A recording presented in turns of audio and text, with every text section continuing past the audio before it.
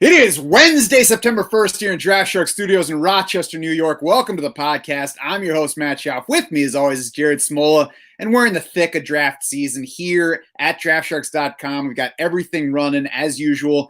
We did the perfect draft articles, of course, like we do every year once. And Jared, we've got those things getting ready to update over the next couple days for various formats to help people know exactly how they want to go through their draft. And today's podcast is going to kind of go along those lines. We're not doing full perfect draft, but we're going to go round by round and talk about what we want to do in our drafts. Yeah, this is it. This is like the final exam. We've been grinding at this for 6 months. We did projections back in March or whatever. Got through training camp, got through preseason. I think we learned some stuff. The landscape has changed, I think, for me, at basically every position, especially tight end, which we can get into. Let's kind of run through how we're attacking these drafts. Yeah, injuries, trades, news, just stuff we've seen in the preseason. It's all affecting rankings. We're updating those, basically on a daily basis for things that are changing. So make sure you check out the rankings, even if you already looked at them before. Be ready and know that when you go into your draft war room on DraftSharks.com, it is updated. We have been changing the rankings as things happen. So for now, as I said, we're going to go through round by round. We're going to go through the first 10 rounds, kind of talk about where we want to be drafting from, our optimal picks at each turn, and then talk about some favorite late round flyers. Let's start in round one, Jared. And rather than just picking out a favorite pick, because obviously it's going to depend on where in the round you're picking, I wanted to start by there are still plenty of drafters who email or send us messages on Twitter saying, I get to pick my draft spot. Where should I draft from? So if you're in that kind of setup, where do you want to be drafting from? Yeah, it's basically the earlier, the better for me, and for a couple of reasons. One, I mean, if you can get the one spot, take it, because it's Christian McCaffrey. Then there's a big tier gap behind him. And then even beyond McCaffrey, to me, it's Dalvin Cook and Alvin Kamara as kind of their own next tier. So if you can get picked 2 or 3, I would grab that as well. And kind of the other reason I like earlier than later is, to me, the second round is kind of flat. And I guess that's largely because I'm so high on Joe Mixon. So to me, and Mixon you can usually get in the late second round. To me, he is pretty equivalent to the running backs going in the early second round. So if I can lock up, one of those top 3, ideally McCaffrey, and then come back with Mixon. And even if you miss on Mixon, there are other guys I like late in round 2 that, again, aren't much different than the guys early in round 2. So earlier the better in round 1 if you get to pick your draft spot. That is pretty much exactly what I have. If I'm picking, I'm going first because I want Christian McCaffrey. I don't see a big gap, just like you said, between what I can get at the beginning of round 2 and what I can get at the end. And the gap is between Christian McCaffrey and the rest of the position. So he sits more than 2 points per game ahead of number 2 Dalvin Cook in our half PPR projections. Dalvin Cook is more than 2 points per game ahead of everyone else. In full PPR, the Christian McCaffrey gap is 3.5 points per game ahead of number 2. And even if you're looking non-PPR, it's still more than a point per game ahead of Cook and nearly 3 more points per game ahead of everybody else. So, obviously the McCaffrey advantage didn't work out last year because he missed 13 games, but I'm going to go ahead and assume he doesn't miss 13 games this year, and that advantage works out a bit more for you. And I guess just as importantly, as we both alluded to already, we like what's there at the 2-3 turn after you've drafted number 1. Other years that might be kind of the drawback for getting that top pick is you wait till the 2-3 turn, you watch some exciting players leave the board in round 2. But this year you could have Joe Mixon, Najee Harris, Clyde Edwards-Helaire all in the mix at that 2-3 turn. You got wide receivers such as Justin Jefferson and Keenan Allen that you can then take at the 2-3 turn if you want to just start with McCaffrey and then push running back off for a little while. And even at tight end, you might have Darren Waller or George Kittle in the mix. So it's not even like I hope that these 1 or 2 guys make it to me. There are several different paths that you can head down at that 2-3 turn if you pick number 1. Yeah, I'm with you. Even if you miss out on Mixon, I think Najee Harris is a great target. Darren Waller would kind of be my next target in that range if Mixon and Harris are gone. I mean, looking at round 2, my only piece of advice coming out of round 2, I prefer to have at least one running back through those first 3 rounds. And it's not a must. I mean, if you can get Devontae Adams late in round 1 and then, Tyreek Hill is still sitting there in round 2, like do that. It's not a must, but As we get into the later rounds here, you'll kind of see, to me, there's not many running backs I'm targeting after Clyde Edwards-Helaire is off the board. He's our 14th ranked running back. He's usually gone early third round at the latest. A lot of times he goes in the late second. So ideally, if you can get at least one of those top 14 running backs, just because the position to me is not something I kind of want to mess with until you get to like round 8, 9, and 10. Yeah, it's just that certain workload that you get from those top guys that's attractive to add. And because there are some good wide receivers in that round 3, 4, 5, 6 range that we're going to get to as we get to those rounds. I agree. If you are picking at the other end of round 1, I think it's very attractive to potentially start out with a couple of top wideouts. I mean, if you can get 2 among Tyreek Hill, Devontae Adams, Stephon Diggs, I would probably lean that direction rather than going a wide receiver at the end, a running back at the end of round 1. But Aaron Jones, Austin Eckler are still in that mix as well. So I think you just need to think about what you're building versus what the person at the opposite end of the round who's getting Christian McCaffrey is building, and, look beyond those first 2 picks too. Yeah, I mean, I think the best advice for early in the draft is always just take the best player available and then kind of worry about filling needs later on. I guess I would just use the running back thing as a tiebreaker. If you're back and forth between a running back and a wide receiver and you don't have a running back yet, I would lean towards that running back just because, again, I think later in the draft, you're going to like the wide receiver options better. Round 3, I think my 2 favorite guys, and we're looking at the 12-team PPR ADP primarily on DraftSharks.com for the names that we're going to be talking about here round by round. But round 3, my primary targets, I think, are Allen Robinson or Chris Carson. It can be driven by what I've taken through the first 2 rounds and where exactly I am in round 3, what I can expect to get back to me. But Robinson specifically, he's behind Terry McLaurin and CeeDee Lamb in ADP. He's significantly ahead of both of those guys in our projections across formats. And I like the player. It's not like I feel like it's a flimsy projection. I think Allen Robinson has showed it to us with poor quarterback play multiple times in his career. He's going to get better quarterback play this year. If Andy Dalton is not delivering it early in the season, then it's going to be even sooner that we get Justin Fields. And I think that's the ultimate ceiling, is getting Justin Fields, and of course getting Justin Fields performing well. That, I think, has the most upside for Allen Robinson as a scenario. Yeah, A-Rob is my top target in round 3 as well. Like you said, I mean, the guy's already been a top 9 PPR wide receiver each of the last 2 seasons with that crappy quarterback play. Only DeAndre Hopkins has more total targets over the last 2 seasons. I think Robinson will again be, among the, top 5, top 8 at least target getters among wide receivers. So he's my top option. Generally, I'm looking wide receiver in round 3. I think CeeDee Lamb, DK Metcalf, Keenan Allen are all strong targets. Chris Carson is okay. James Robinson, DeAndre Swift, like those guys near the 3-4 turn. If you started 2 wide receivers, I think those guys especially look solid. If you did get that, Tyreek Adams start, then I think Chris Carson, DeAndre Swift, and PPR, those guys would come into play for me at the tail end of the round. But generally, I'm targeting wide receivers in the 3rd. And I like Chris Carson even better because I like him much more than James Robinson and DeAndre Swift. I feel better about Chris Carson's role than I do DeAndre Swift. The groin injury, it just gives it that little further boost. Carson sits 14th in our PPR points per game projections. He's RB 17 in ADP. So we're already ahead of where he's going. And I like him even better than that. I think he's a strong bet for that regular weekly workload.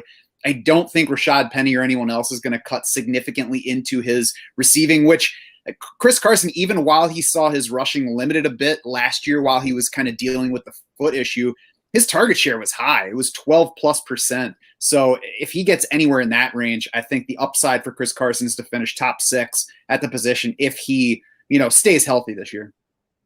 Yeah, I mean, he's a strong weekly starter when he's healthy. You just have to worry about the durability. I like Carson even a bit more than I did like a month ago, just because the news on Rashad Penny hasn't been good. He was actually mentioned as like a potential cut candidate. He ended up making the team, but we're not even sure if it's Penny or Alex Collins is the number 2 there. So, I mean, the takeaway is Carson is safe as Seattle's clear lead back. Yeah, and I think he can be a target, as you said, if you started out with a couple of wideouts and you're picking later in round 3. Round 4, Jared, who are you looking at? I mean, almost any wide receiver in round 4 I like. So it's, Amari Cooper, Cooper Kupp, Chris Godwin, Tyler Lockett, DJ Moore, towards the tail end of round 4. Those are my primary targets. There are running back detours you can take, again, if you still need your first. DeAndre Swift, Chris Carson sometimes makes it here, James Robinson, even David Montgomery I'm fine with in round 4, especially with Tariq Cohen hitting the PUP list. I think Montgomery could play something similar to the role he played, last season when Tariq Cohen was out. They did add Damian Williams. He might mix in a bit, but Montgomery, at least for the first couple months of the season, should be a workhorse. So if you need a running back, he's fine in the 4th, but I would prefer to take those wide receivers. Yeah, and he's sitting at round 3 ADP right now, but I think you can see Montgomery lasting to round 4 in plenty of drafts, so I think he's an option. Cooper Kupp and Tyler Lockett are getting my primary focus in this round, assuming that I have at least one running back and quite possibly 2 by this point. And this is why I don't feel like I have to take that wide receiver in round 3 is I think Cooper Kupp and Tyler Lockett both have top 12 upside at the position, and it's really not even going out on a limb to say that because both of these guys have finished in that range within the past 2 years. It's 16th and 20th in wide receiver ADP. I think they both have significant upside from those spots, and both of these are offenses that I want to buy into this year. Yep, with you there. Those are my 2 favorites in that range, but again, there are a ton of options even if you miss out on those guys. This is kind of, to me, the sweet spot at wide receiver is this round 4 territory. What's the sweet spot for round 5? Yeah, so this is probably where my draft strategy has changed the most over the last month. I want to be aggressive in locking up one of these next 3 tight ends, TJ Hawkinson, Kyle Pitts, or Mark Andrews. Now, they'll sometimes get in around 6. If you want to gamble, if you're picking at the 5-6 turn, you can potentially gamble. Like if 2 of those guys are still available, when it gets to you late in round 5, you can hope one gets to you in the 6th. But if you want to be sure to get one, round 5 is the time. That is how I rank them: Hawkinson, Pitts, Andrews. But it's just, there's just not much else to like at tight end once those guys come off the board. Like Dallas Goedert has fallen in our rankings with Zach Ertz still around. Irv Smith, is down, might be out for the season. Adam Troutman, Anthony Ferkser kind of had like disappointing preseasons that you're kind of worried about them. So I don't want to mess with the rest of the tight end. So if I can just lock up, one of the top 6, if you can get Kelsey, Waller, or Kittle in the first 3 rounds, but if not, I'm using my 5th round pick to get one of these other guys. Yeah, and I have some separation between Hawkinson and even Kyle Pitts and Mark Andrews. I think there's a lower floor on Mark Andrews. So TJ Hawkinson is my primary focus here. I'm going to go ahead and take him if I'm looking at him in round 5 and considering whether to wait.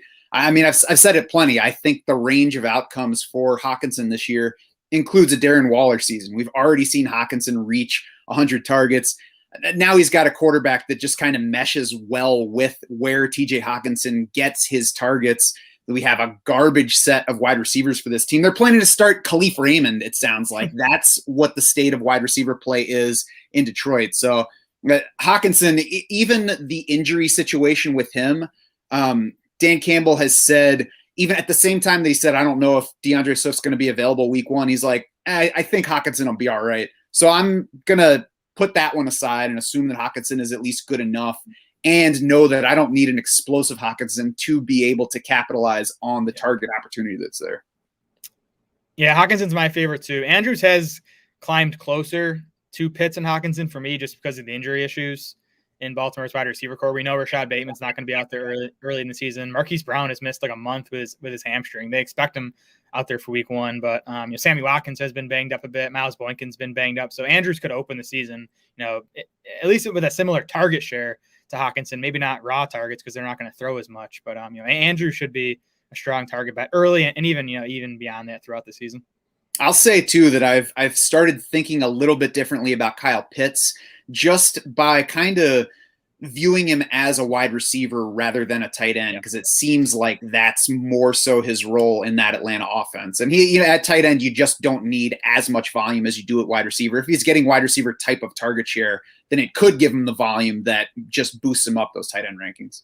Yeah, I mean, if you want to swing for the fences, I don't have an issue even taking Pitts over Hawkinson. It's just Hawkinson tends to go like a half round to a round later than Pitts, which is why I've ended up with a lot more Hawkinson. And I think the fence is just as attractive with Hawkinson as it is for Kyle Pitts. I mean, it's a more exciting player, but yeah, I mean, TJ Hawkinson could have 130 targets this year. Yeah, if he gets 130 targets, he's going to smash regardless of how bad the Lions offense is. Round 6 is probably the first time that I'm really looking at quarterback. It's a possibility in round 5, depending on how things go. But Dak Prescott, if he gets to round 6, is the first time that my eyes start twinkling for a quarterback. He's a round behind Lamar Jackson in ADPs, basically even with Aaron Rodgers and Russell Wilson. I think Dak Prescott's ceiling is much higher than both of those guys. He's less than a round ahead of Justin Herbert. So, again, if I get here and Dak is in this pool of quarterbacks, he's swimming well above everybody else in the pool for me. He was 1.5 points per game ahead of the pack last year when he got hurt. That was in a high-scoring quarterback season, and it was with Dak Prescott leaving his 5th game in the second quarter. So he basically had the top QB scoring average in 4.5 games in a high-scoring season. Now, he's probably not going to perform just like he did over those first 4 games last year when he threw for 400 yards 3 times, but that is the ceiling. We've seen that, so we know it's possible. Yeah, I'll consider Josh Allen, Lamar Jackson, Kyler Murray in round 5. I prefer getting the tight end though now, at this point. If any of those guys get into round 6, I'm definitely hopping on them. And Dak Prescott is a consideration in round 6. Russell Wilson's even a consideration like in the later end of round 6. So he often gets to round 7. So you might be able to wait on him. But I'm just excited about, everything we hear out of Seattle about them going more up tempo, maybe some quicker passes, get the ball in DK Metcalf and Tyler Lockett's hands and let them do damage. So Russell Wilson has kind of moved closer to Dak Prescott for me over the last month. Outside of quarterback in round 6, I think this is the round to target Jerry Jeudy, who I'm still super high on. Everything we've heard out of Broncos camp, he's been the best player there. I always thought Teddy Bridgewater was the best, outcome for Jeudy, just, someone who can get him the ball because Judy's going to be open. He's such a good route runner. Just, we know Bridgewater is accurate enough to get the ball in open Judy's hands. I also think Gus Edwards, this is where I'd consider him, with the J.K. Dobbins news. Even in non-PPR, you can probably even consider him in, round 5. PPR, round 6 feels like the right time for him. He's not going to do a lot in the passing game, but I do think his rushing production should be pretty similar to what you were expecting to get out of J.K. Dobbins this season. Dobbins was going in round 3, which I thought was too early all along. But if you can get Gus Edwards in round 6, if you need your second or even third running back, I think he makes sense. And Edwards probably doesn't match J.K. Dobbins in receiving ability. He probably doesn't really come close to him, but they were tied in target share last year. So we know that they will throw the ball to Gus Edwards. So I agree. The ceiling is not a whole lot different for Gus Edwards than it was for J.K. Dobbins, especially because he doesn't have a Gus Edwards to him now like J.K. Dobbins did. So yeah, I agree with him in that range. And I think that if Dak's gone and we're looking at that next group of quarterbacks, Russell Wilson's in the mix for me, but I'm a little bit less likely to take a quarterback if Dak's gone and look to wide receiver or one of those running backs if I've gotten to this point, heavier on wide receiver and lighter on running back. Round 7, if Russell Wilson gets to there, I think he gets really attractive. The ADP is the middle of round 6. Obviously, it's a draft-to-draft kind of thing, and I mentioned there are like 5 quarterbacks with round 6 ADPs. So you could have your league mates favor Aaron Rodgers, Justin Herbert, whatever, over Russell Wilson and push him into round 7. If he gets to round 7, I think he's very attractive. If not, there are several fallbacks. My primaries, Robbie Anderson, Tyler Boyd at wide receiver, and then Noah Fant at tight end would be my next guy if I didn't take TJ Hawkinson a couple rounds ago. Yeah, we're on the same page there. This is a good quarterback round, I think. If Russ gets here, I've even seen Dak getting to round 7 with, some of his injury concerns. I just think there's a bit of a tier drop off behind those two. If you consider combination of like upside and safety, I think there's, quarterbacks in Herbert and Rodgers, even Jalen Hurts, Tom Brady, who have similar upside, but I just think Dak and Wilson are kind of safer bets to hit that ceiling. So I like taking either of them if they're still available. If not, Robbie Anderson is my primary target. Even with all the Terrace Marshall stuff, like it's in the back of my mind that, he might take some from Robbie Anderson, but Curtis Samuel leaves behind 97 targets from last year. Terrace Marshall could just pick up that, and Robbie Anderson could still see the same volume he saw last year, which, by the way, he was 8th in the NFL in targets. So even if Marshall takes some from Anderson, he can still be a top 20 wide receiver in volume, and that makes him a good value in round 7. Yeah, I think we might see some week-to-week inconsistency in Carolina in those targets just because of all the options there, but I'm not ultimately all that worried about the target total. And Robbie Anderson, I think, even gains upside because I'm not sure who is the number 1 target between him and DJ Moore. Either of those guys could finish ahead of the others. So that makes me more willing to take Robbie Anderson a couple of rounds after where somebody else took DJ Moore. I'm just not sure if you're asking me who is the better player between them, I would go DJ Moore, especially because he's still just 24. But if you're asking me who's going to finish ahead between them in fantasy points this year, It could be either one. I'm not putting money down on either side. It definitely could be Robbie Anderson. Yeah, I mean, Anderson has all these connections too. I mean, he played under Matt Rule in college. He played with Sam Darnold with the Jets. So, yeah, it would not shock me if he leads the team in targets. Yeah, I very much like having Robbie Anderson in the third wide receiver slot on my fantasy teams, especially with where you can draft him. Looking into round 8, Brandon Cooks is another primary wide receiver target, and especially if I can take him as my 4th and I don't have to rely on the Houston situation. But even as a 3rd, we've talked about it before, the big drawing point here is the opportunity upside. Regardless of who the quarterback is, Brandon Cooks is the clear number 1 wideout on a team that might have Nico Collins as its number 2 pass catcher. Yeah, round 8 to me is a good time to hopefully get your, have 4 wideouts by this time. And Robbie Anderson and Tyler Boyd are kind of the 2 guys I really would like to get as my 4th. If they're gone, I do like Brandon Cooks for all the reasons you mentioned. I mean, just volume alone. Maybe Deshaun Watson ends up playing for them still this season. We'll see. That kind of just be a bonus. I just think Cooks is, going to be a guy you can count on for 7-8 targets per game. And as your 4th wide receiver, that's a good spot to be in. Yeah, I think he'll mix in plenty of 10-target games as well. I think this is also a range if quarterback just didn't align for you in the earlier rounds, or you'd rather just wait on the position, I think it's fine to do so. And then in this round 8-9 range, we might have Tom Brady, Matthew Stafford, Jalen Hurts, Ryan Tannehill. If all those guys get to round 8, I'm probably pushing it off until round 9 and seeing if one makes it to me. But otherwise, I'm happy to have any of those 4 as my number 1 quarterback. And I think this is the beginning of the range where if that's my first quarterback, I'm probably going to take another QB before the end of the draft. Yeah, I love Brady, but I mean, Hurts is dropping. Like, Hurts is pretty usually available in like round 10 and beyond now. So that's kind of pushed me off of Brady a bit, just knowing I can get Hurts like 2 rounds later. Mm-hmm. Yeah, and that's certainly making me more likely to take the wide receiver in round 8 and seeing what happens over the next 2 rounds. I mentioned the quarterbacks might push into round 9. Also attractive there to me, Michael Pittman, Jamal Williams. Who I target depends a bit on what I have to this point. If I already have 3 running backs, it's definitely going to be a wide receiver here. If I only have 2 running backs, though, I think Jamal Williams makes for a solid number 3. Yeah, so like round 9, 10, maybe even 11 is where I've been targeting what's usually like my RB3 and 4. I usually just have 2 through those first 8 rounds because I like a lot of the running backs in this range. I think a lot of them are going to give you some standalone value where you can use them, especially when bye weeks start to hit. And they also have upside if guys in front of them go down. So Jamal Williams is my favorite.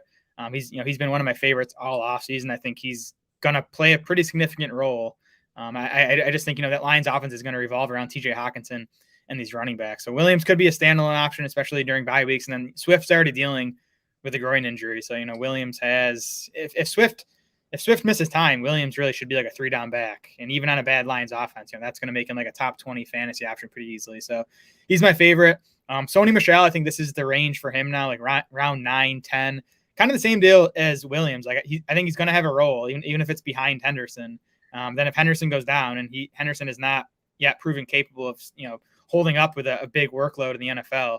So if he goes down, Michel is lead back for what should be a top 10 offense. Leonard Fournette, Ronald Jones, just trying to get pieces of that Bucs offense. You kind of see what happens. I'm honestly not sure what the split's going to look like between those 2, but I think they're both worth taking shots on. And then James Conner in Arizona. I don't know. Every time he's there, I kind of get gun shy and don't end up taking him. I don't know what he has left in the tank. But I mean, it's another case where it's a good offense. He's one injury away from being the lead back there. And even without a Chase Edmonds injury, I think Conner is going to be involved to some extent.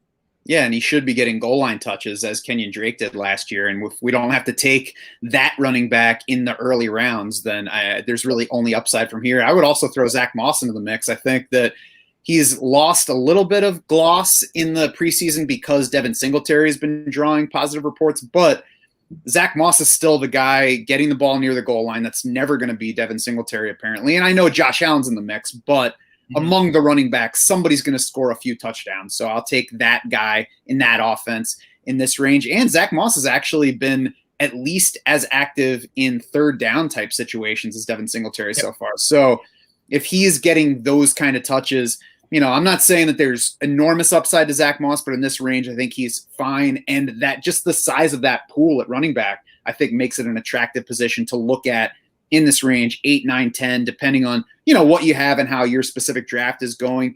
And it's also worth noting, I think, that this pool of running backs is going, 2 to 3, maybe even 4 rounds behind guys like Trey Sermon, Raheem Mostert, Javonte Williams. So you can wait 3 rounds beyond those split situations and still take somebody with similar week-to-week outlooks, maybe not quite as high a ceiling, but similar upside. Yeah, that's the thing. I just think waiting until round 9, 10 for these backs and getting those wide receivers we talked about in round 5 or 6, rather than taking, someone like Javonte Williams or Trey Sermon, who they have ultimate upside, but you're going to have to wait on it. And even then, there's no guarantee that Melvin Gordon and Raheem Mostert go away at any point this season. Mm-hmm. We're talking about running backs in this range. So let me hit the question from Sebastian on Facebook. He says, can Chase Edmonds fill in my RB2 role after Dobbins went down? I would say yes, but I wonder a little bit about – I wonder whether Rondale Moore is going to cut into Chase Edmonds's not only upside but week-to-week stability from a reception standpoint. Look at you talking some positivity about Rondale Moore. I think if we're talking PPR, Edmonds is fine. I mean, he's not going to crush for you at RB2, but you'll survive there. I mean, he was a top 30 PPR back last year with Kenny and Drake as the clear leader. I think Edmonds could take on a bit more of a rushing role this season. So I think he's fine. I wouldn't feel desperate and feel the need to go out and make a trade for another running back. I think he's fine. You're just going to need your other positions to kind of carry you a bit. Yes, I would say he's fine as your primary RB2, but I would also look for some upside behind that and, get somebody with a higher ceiling, either in case that other guy hits or Chase Edmonds does see some of that siphon. I think, I haven't been the Rondale Moore drafter, but I think that if you see the upside path for Rondale Moore, it includes doing a lot of the things that they have Chase Edmonds do currently. And that's just a good point in general as we move into close to week 1 now. Stock your bench with these upside running backs rather than the wide receivers. It's much easier to find the wide receivers on the waiver wire. If one of these running backs goes down, if Christian McCaffrey goes down, Chuba Hubbard's going to cost, all your waiver budget to add him. So those are the kind of guys I think you want to have stashed, versus the wide receivers. Yeah, and we certainly don't need to have 9 or 10 wideouts on a roster like we do in best ball once we're setting lineups. Yep. All right. I believe that brings us to round 10, Jared. What are you looking at here? Yeah, so again, those running backs I mentioned in round 9, if you only have 3 backs through round 9, I would try to grab another in round 10. Have 4 running backs by the end of the 10th round. Otherwise, Jalen Hurts is my favorite quarterback target outside of, the top guys we talked about, those top 6 or 7 with Dak and Wilson being the end of that territory. So round 10 is a good time to add him. And if you're looking wide receiver, I mean, there are so many wide receivers I like in these next couple of rounds. Mike Williams, Corey Davis, Elijah Moore, both Jets guys. Michael Pittman, Curtis Samuel, Marvin Jones, Darnell Mooney. I think any 2 or 3 of those guys in this round 10, 11, 12 range make sense. Yeah, round 10, just looking at ADP, I think Mike Williams, Darnell Mooney are my primary targets for that round. There's always the chance that some of the other guys near this level in ADP slide. You might find Michael Pittman available in this range. So, look at what's happening in your draft for sure. Watch what's still on the board as it's approaching and help make your decisions, not only in this round, but a round before, knowing what you can look to. But Mike Williams, Darnell Mooney, both high upside, I think. Both should be the clear number 2 targets in their offenses, and there might not be a whole lot to rely on behind them in those offenses, which could push up the target floor for both players, and both high ceiling, just performers in what they do, deep balls and potential red zone targets for Mike Williams specifically. Yep.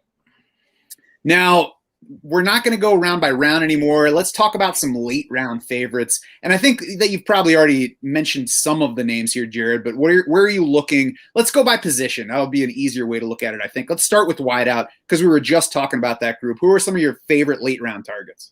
Yeah, Rondale Moore, obviously. Jacoby Myers looks like New England's number 1 wideout, and the passing volume is going to get a boost now with Mac Jones. And Mac Jones looks ready to, be a quality NFL starter right away. He was PFF's second highest graded passer this preseason, and New England obviously liked what they saw to dump Cam Newton. Marquez Callaway, he tends to go too early for me in some of these like higher stakes leagues, but I think in home leagues, like he's still a guy you can get in like round 12 or 13. He's going to be the Saints' #1 wide receiver to open the season. And then Bryan Edwards, Terrace Marshall, and Marquez Valdez-Scantling I still like as well. And we'll see if he's reliable enough to use in lineup setting leagues, but I at least like having him stashed just to kind of see, because everything we've heard from Packers beat writers and even Aaron Rodgers, has been the MVS has kind of taken another step this summer. Yeah, I like all those guys. I especially like that MVS is around till late in the draft, so you're not really investing anything if it doesn't work out, or if he just stays that boom bust guy that you can't comfortably put in your lineup. I would also throw in Cole Beasley, Emmanuel Sanders in those later rounds. They're going late at round 13 plus in ADP and maybe sliding beyond that. I'm not sure which of those guys is going to outperform the other, but they're going late enough. You can take both. You can take whichever one makes it to you. And we know that the upside's there in that offense. And try to get Elijah Moore while he's going in round 12 plus in ADP. I think we can all agree on that. I had a dream last night that the Bills released Cole Beasley. That didn't actually happen, did it? I haven't seen it. All right. Yeah, it's that time of year where I started dreaming about, NFL transactions. I'm going to switch us over to running back now. And I think for me, it's looking very late. If I am looking in like the round 14 to, okay, let's say it's a 20 round draft. And if I look at the guys in ADP from say around 13 through 16, 17, nothing really stands out. There are guys that I'll take if they are there. But at the very end of the draft, I want to look for someone, I'm not looking for a player that I can count on in week one. I'm looking for somebody that I can see a path to way outperform his draft position. And two of the guys that I like at the very end of drafts are Tevin Coleman for the Jets, Justin Jackson for the Chargers. Coleman, not an exciting player at this point, but the Jets were sure treating him like he's their top back. I don't know if it's lead or, early committee leader, whatever. If he's starting at the beginning of the season and I'm taking him in round 17 or 18, there's nothing but value from there. Justin Jackson, a little bit more uncertain because of the ankle issue that has apparently still kept him out. I still think that when he's healthy, he's the best bet among any non-Austin Eckler running back in that backfield. Justin Jackson to this point, when he's been healthy, has performed. He's drawn raves from coaches now across multiple staffs. So I think that if he does get healthy, he's the top number 2 back in a backfield that is going to find somebody valuable beyond Austin Eckler. So I like taking a shot on that, even if it winds up that he just doesn't get healthy and doesn't give me anything. Yep, I'm fine with those two guys. So I think there are a few guys in PPR leagues, James White, J.D. McKissick, Gio Bernard, you can take if you need some like floor options for bye weeks. But generally, I'm not taking those guys in lineup setting leagues. I want to shoot for upside. And these guys will all likely need injuries to hit. But Ramondre Stevenson has just had an excellent preseason. The Patriots traded Sony Michel. I do think Stevenson's going to end up ahead of J.J. Taylor, but that's a situation to watch. Taylor had a good preseason too, and they were basically playing even throughout the preseason. So we're not totally sure who's ahead on the depth chart. So you can take a shot on J.J. Taylor too, but I do prefer Stevenson. And then some other like handcuff types. Tony Jones, the Saints did keep Latavius Murray, but it sounds like Tony Jones is their number 2 back. That's been a valuable spot in the past. So I like him. Tyson Williams in Baltimore is their number 2 now. It sounds like, and we'll see if any of these teams add something else to their backfield now that we're through final cuts and there's some guys available on the waiver wire. But I think Jones and Tyson Williams will be their team's number 2 backs. Darrell Williams is the number 2 in Kansas City. I think Edwards-Helaire already has the ankle injury. I think he's going to be fine for week 1, but we'll see. And then Damian Williams in Chicago with Trey Cohen out for at least the first 6 weeks. I don't think Williams is going to play enough of a role to be a fantasy option, but he's one Montgomery injury away from being the lead back there. I think Kylan Hill is also interesting late in a fairly deep draft. We talked about A.J. Dillon not being a huge pass catcher, so I think if Aaron Jones were to go down, it would be a kind of a split backfield. We'll see, but they kept only 3 running backs, didn't they? Yep, they did. They cut Dexter Williams and some other guy. I can't think of his name right now. Maybe Tyler Irvin or something. Over to tight end, there are some later guys that I think are attractive for the chance that they're just like weekly decent target floor bets. Austin Hooper, Zach Ertz, Hayden Hurst, they can all be had in the range of tight end 20 plus. I mean, if you have an elite one, you shouldn't really draft a second one in most cases. But if you took somebody in that more questionable range and it starts as early as tight end 7 or 8, then why not toss in a second guy and see what happens? I think Hooper, Ertz, Hurst, all in spots where they could wind up among the top 3 to 4 targets on their team and see, something in the range of 6 to 7 targets a week. Yeah, I like those guys, Hooper especially. I have 2 that are going a bit earlier, but I like Jonnu Smith. We didn't see much of him this preseason, and it all came without Hunter Henry. But what we did see was very encouraging as far as how often he was on the field, how often he was running pass routes. The Pats had him lining up in the slot and out wide some. So I think we've all kind of forgotten like how aggressively New England pursued Jonnu Smith. He was one of the first signings in free agency. He got a big contract. It's still a pretty shaky wide receiver core. So I think Smith is going to play a big role in that Patriots passing game. Again, he got a boost with Mac Jones winning the starting job.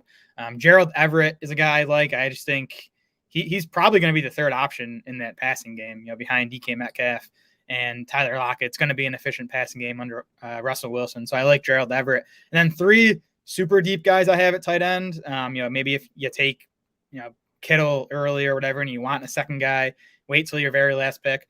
Dawson Knox in Buffalo. I know he's been super disappointing through his first, 2-3 seasons, whatever it's been, but they did release Jacob Hollister. So Knox is the guy. He's going to be on the field in a good passing game. I mean, that at least gives him a chance. Buffalo tight ends combined for a bunch of touchdowns last season. I don't have the number in front of me, but there were some like no-namers scoring them. But if Knox picks up, a big chunk of those, he could score 7 or 8 times.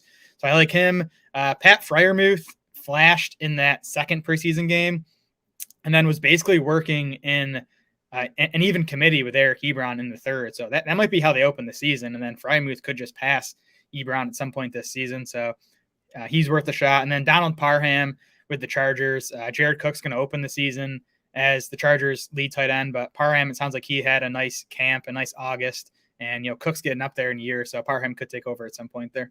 One of those no-name Bills last year is Tyler Kroft, who's now with the Jets, who just traded away Chris Herndon. Tyler Kroft caught a couple of touchdowns from Zach Wilson in one of those preseason games. So I think if we're looking in that very late range, Tyler Kroft is a bit interesting. Not anybody that I'm excited about, but, there's some upside. Yeah, not an exciting player, but I don't know, an offense that could be better than people expect, and an offense, with, some questions at wide receiver to me, at least beyond Corey Davis and Elijah Moore. Yeah, we didn't see anybody really behind Corey Davis earning targets in the preseason. So they're up for grabs, literally. And let's wrap things up with quarterback. And I think the big takeaway is there are lots of options late. So I guess, first of all, if I ended up with one of, say, the top 6 quarterbacks, and for me that includes Russell Wilson, then I'm probably not bothering with a second. Maybe with Russell Wilson, I'll take a second just in case we see some of the inconsistency over the second half of last year. But if I am looking for a second quarterback, there are lots of steady veterans that could be your second. And there is, of course, some attractive upside in the rookies, even the guys who we don't know when they'll take the field. Yeah, and I'm with you. If I get one of the top 5, I'm definitely not taking another one. I think Dak and Russ, you could argue maybe you want a second. Dak really just because of the injury stuff, if you want some insurance. But the 3 guys I'm most interested in, Justin Fields, Trey Lance, and then Tua. Fields and Lance obviously for the rushing ability, and I think they're both going to be top 10 fantasy quarterbacks as soon as they hit the field. Just with the rushing, and anything they do in the passing game is just going to be a bonus. And then Tua Tagovailoa, a guy I have kind of been in on all offseason. Just think he's going to take a step in his second season. I liked what I saw in the preseason, and he did that work in the preseason without Devontae Parker, without Will Fuller. If those guys can stay healthy along with Jalen Waddle, that's a pretty nice trio of wide receivers for Tua. Yeah, and I mean, even if you don't get Tua, Kirk Cousins is slipping, Baker Mayfield's slipping, Derek Carr is available very late, Daniel Jones is slipping. Sam Darnold starts the season with a nice schedule, so there's lots available there. And Justin Fields, obviously, Justin Fields is probably for me the one guy that no matter what quarterback I take, if he's there in like round 14 or something, I'm just going to stash him just so that if some magic happens, I'm in on it. Just so no one else in the league gets him, right? Like even if you have like Russ and Fields, at least no one else has Fields to use. Losing my league to the Justin Fields owner would probably be the worst case scenario for 2021. Yeah, you mentioned Darnold with the good early season schedule. Kirk Cousins has a good early season schedule too. So those are the 2 guys I like pairing. If you do take like Fields or Lance as your first, it doesn't look like either of those guys will be out there for week 1. So Darnold and Cousins are two guys you can use early in the season while you're waiting for those rookies to get in there. Yeah, and that's a good point. We talked about the quarterback targets early, but you can wait. You can just keep waiting and take an upside rookie and take a steady veteran and pair them together and get plenty of quarterback production. So lots of options still at that position, even at a time where it seems like you need to get one of those top 5 or 6. Definitely. Can we hit defenses first? Just some D's with good week 1 because in lineup setting leagues, I'm almost always just taking a defense with a good week 1 matchup and then planning to play the waiver wire after that. So my targets, I think that the best target for week 1 is the 49ers. They get the Lions. I think Denver is good versus the Giants. The Jags get the Texans. So, the Texans should be the worst offense in the NFL. The Patriots versus Dolphins are okay. Seahawks against the Colts, depending on the Colts injuries. Those are 5 Ds right there. I'd feel good using in my week 1 lineup. And then beyond that, you just start playing matchups. Yeah, I agree with that. And also, I think if you have a deep enough roster, you can take a defense that doesn't necessarily have a good week 1 matchup. I want to say Pittsburgh is at Buffalo in week 1. So Pittsburgh's a defense I would like to have in general, but I would rather start somebody over them in week 1. You can use a spot in your draft for that second defense just for that purpose, I think, because lots of the guys that we take in the late rounds are going to wind up being cut for something anyway. Yep, agreed.